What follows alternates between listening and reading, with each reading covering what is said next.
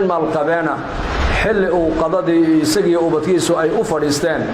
ayaa nin maskiin oo saa'il ayaa irida albaabka u garaaco yiri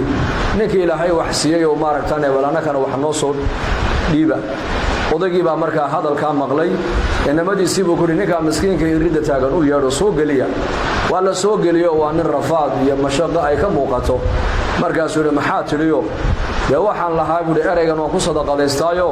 ninkii alla wax siiyo waxa alla ku siiyay wax naga sii markaa buu halka fadhiiso wixii aqalka cunto taalo dhan loo keenay baa leeyahay baastadii baa loo keenay wax buu ka cunay bariiskii wax buu ka cunay maraqii wax buu ka cabay hilibkii wax buu ka cunay waa nin iska baahno darbi jiif aha oo bariis iyo hilib la siiyay ka warrama labada buu si fiican uga dhidilay markuu ha ka cadid yiri odayga ku yiri bal joog halka ay fadhiiso aba anigana cunadayda ii keenay buu markaas loo keenay bariis yar oo cad iyo caano yar oo dhanba odayga loo keenay wuxuu yiri anigu waxaan ahay ninka aqalka aad arkayso iyo waxa hanti dhex taala ee hantiilaheed maqashay baan ahay buu laakiin anigu xanuuno badan baan leeyahay oo dhakhtarkayga igu yiri macaan baad leedahay wax macaan ha u dhawaan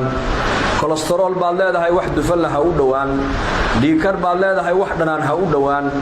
haddaad doon inaad sii noolaato caafimaad ku sii noolaatana waxa la igula taliyay bariiska yara cad iyo caanaha dhanaan ka cab la igula taliyay adigina albaabka soo taagto waxa tiri ayaa alla wax siiyay wixii aqalka cunto lagu kariyay midii la soo dhigay waxbaad ka cunto waad cuntay labadeena keeba marka ilaahay wax siiyay buu maadigaagan caafimaadka haye wax walba cuni karaya nicmadii runta haysta mise anigaygan maaragtaan cuntada aan doono aanan cuni kareynin ee dhakhtarku igula taliyo bariiska cad iyo caanaha dhanaan ka cun labadeena keeba ilaahay wax siiyay xaqiiqatan waxa soo baxday labada ninba kana waxba la siiyay kana waxba la siiyay sida darteed dadka adduunyada jooga ninba ninbu tuhmaya mooyaane nin nolosha adduunyada u dhameystiran tahay ma jiro marka daartan adduunyadu sida khatiibka baad ka maqleyseen waa daarul ikhtibaar weeyaan wala nagu ikhtibaaraya mas'uuliyadda ugu weyn ee ilaahay qofka muslimka uu saarayna waa mas'uuliyadda diin waatii nabigeenu calayhi salaatu wasalaam xajjat alwadaa asxaabtiisa markuu meedaanka carafa uu kula hadlayay khudbad kasto nabigu maalinka uu jeediyo waxa uu ku soo gabagabeeyay lahaa غدا سائلون عني فماذا أنتم قائلون بريتو لو لكي ويدين دوناي محد أورن دونتان مركز الصحابة لها يا نشهد أنك قد بلغت الرسالة وحن مركنهاي رسالة الرب كوسو دي بين النسو غارسيسي أمانة دينا إنا غودتي دينتا إلهينا هلغن كيغي دبتها إنا دو هلغنتي إلى مارك أمدنا أدو نصلحيسي لأن مركب النبي فرتا سو نبي عرك او تاغو لها اللهم فاشهد إله كم رغهو إله كم رغهو إله كم رغهو مركب النبي عليه الصلاة والسلام صحابتي سو كلها كينا ما أنت شاهد إلى جوغي حاضركو كينا مغان غارسيه النبي صلى الله عليه وسلم وأما أنت سودكت آيات القرآن اليوم أكملت لكم دينكم وأتممت عليكم نعمتي ورضيت لكم الإسلام دينا ما أنت دينتي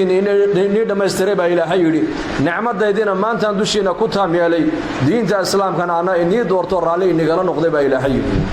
صحابته حلك واللغو وريجيي ونبي محمد عليه الصلاة والسلام بحلك كو وريجيي أصحاب رسول الله إن حلك دينته way qaadeen oo sharqan wa qarban halkii ay diinta ay gaarsiiyeen ayaa maanta islaamku ku jooga baa leeyahay meel aliye meeshii nin saxaabi intuu risaalada xambaar uu diinta gaarsiiyay halkii diinta islaamku ma soo dhaafin baa leeyahay marka mas'uuliyadda koobaad ee banka qiyaamada la weydiin doono walaalayaal waa diinta ayaa la weydiin diintuna waa maxay sida ruuxda bini aadanka jirkiisa uu ugu dhaqaaqayo ugu socdo ayaa nolosha dhan ee adduunyadu ay ku taagan tahay diinta islaamka oo waxa maanta adduunyo gaal cad iyo gaal madow aan kula noolahayn ugula nool sababtooda inaku kuma taagnine bal gaaladu iyaka sababteena ku taagan lawla bahaa'im ar-rutac wa shabab as-sujad wa shuyukh ar-ruk'a lam yumtaru haddaynan jirin baa la yiri dhalinyarada ma aragtaan dhalinyarnimadoodii iyo shaytaanka iyo shahawaadkii ka soo reebay naftooda ee ilaahay u sujuudaysa odayada da'da waaweyn ee rukuucdu ay dhibayso ee haddana ilaahay u rukuucaya iyo bahaayimka dambiba aan galabsan ee dhulka daaqaya saddexda haddaynan adduunyada jirin baa la yiri adduunka roobo kuma da'eenba dad badan oo muslimiina aaminsan in gaalada lagu joogo gaalada lagu nool yahay war gaalku sababtaydu ku nool yahay aniga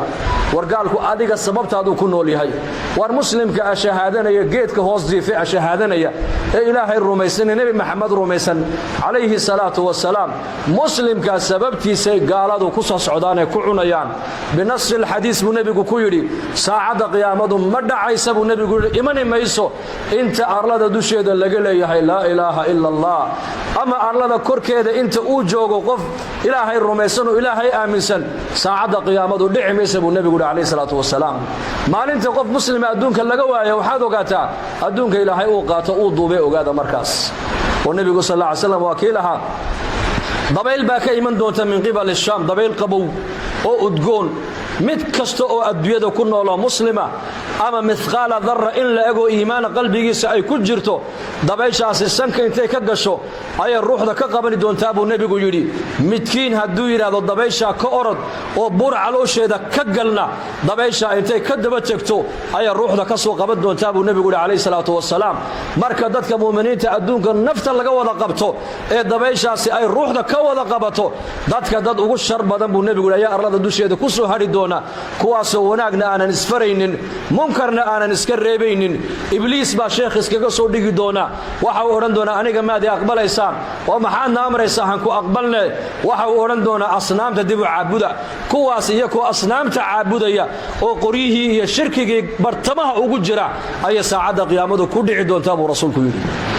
وصلي رسولكنا marka ruuxdan caalamku waa qofka muslimka islaam ilaaha muslim inaga dhigay baan ugu mahadinaynaa saadarteed mas'uuliyadda koobaad ee nasaaran waa diinta waxa u dana ayaa nolosheena dadkeena iyo dalkeena u dana ogaada waa meesha Soomaalidu ay tiraahdo waxa ummusha u danaba ilmaha u dana odaga islaamtu markay u dhasho ilmaha cunto u soo dhigi maayo aqalkee islaamta uu nafaqayn timir buu u keenay hilib yar maartan oodkac buu u keenay subag buu u keenay neef yar buu u soo qali waayo nafaqada ilmuhu hooyadii buu ka qaadanayaa halkay Soomaalidu ay leedahay war waxa ummusha u danaba ilmahana u dana war waxa diinteena u dana islaamka ayaa dadkeena iyo dalkeena u dana walaalayaal marka diinta xilba inaga wada saaran dhalinyarada xilba ka saaran odayada xilba ka saaran maalqabeennada xilba ka saaran caamada xilba ka saaran culimada xilba ka saaran madaxda xilba ka saaran oo diintu waa maxay waa waxa adduunyadu ku taagan tahay waa meesha culimadu ay yiraahdaan ummadda hadii saddex khasladood laga arkay ay leeyihiin ummadaasi way jiri nabadna way ku waari horumarna way hiigsan barwaaqana way heli saddexdaas waa maxay waa cadaalad waa sidq rusheegnimo iyo amaana saddexda ummad hadii laga helo mas'uuliintooda laga helo maalqabeennadooda laga helo caamadooda laga helo culimadooda laga helo qof kasto muslim haduu saddexda khaslo uu ku sifoobo al-adl inuu cadaalad yeesho qofku cadaalad sameeyo iyo inuu amaana uu yeesho qofku uu noqdo amaana xaafide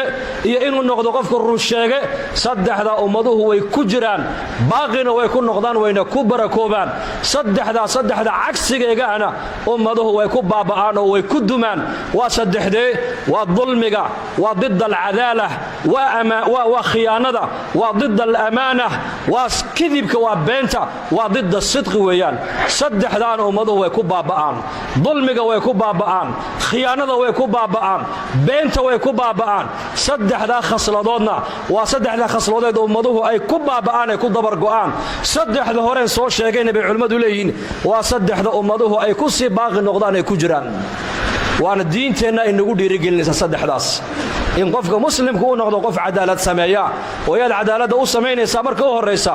ahibba linnaas ma tuhibbu li nafsika takun musliman bu nabigu alayhi salatu wasalaam waxa naftaada la jeceshahay ee khayra dadka la jeclo bu nabigu yiri islaamnimadaadu markaa bay dhab noqonayeen وخالق الناس بخلق حسن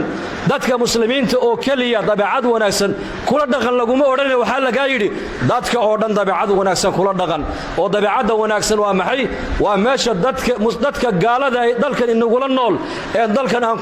kula nool lahay waa meesha diinteena islaamka aan ku gaarsiin karno weeyaan akhlaaq wanaagsan qofka muslimka inuu yeesho marka diinta caamadeena culimadeena dhalinyaradeena xil baa inaga saarane xilkayga nin walba inta kaga soo aadan